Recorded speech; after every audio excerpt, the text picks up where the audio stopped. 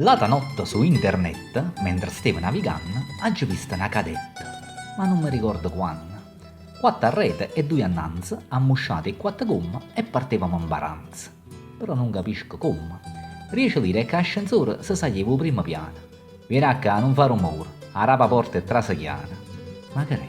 Chi se ne suona? Che sta casa è come a ieri. Senta rindo oscura, nonna, sta dicendo una preghiera. E l'annanzi che riposa mentre tu ricevi il rosario. I te saggi, si zirosa, stai facendo solitario. Se a memoria non mancanno, tu sei frate mi cucina. C'è sta zita mi Giovanna assettata in da cucina.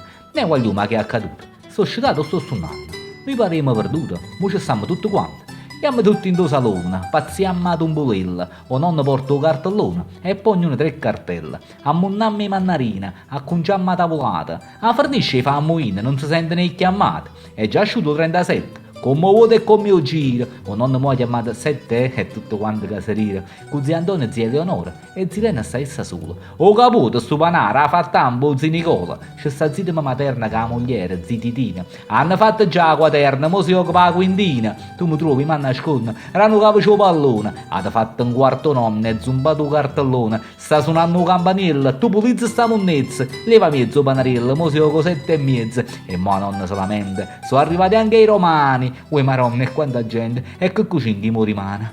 Che succede? O cellulare si è appicciato e sta suonando. Mo mi sbatte forte il cuore, chi si suona sta fornendo, sente voce fuori a porta, il cuscino mi è caduto, ma fa mocca a chi da morta, mantenetemi addormuto. Mo si appiccia pure la luce e mogliere mi si veste, è un momento della fatica, è fornuto giorno di festa.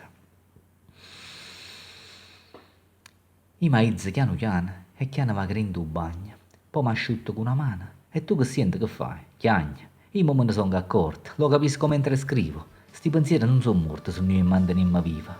Tengo ancora l'occhio suona, ma sta voce vega chiara. Da cucina c'è sta nonna, sta dicendo un rosario.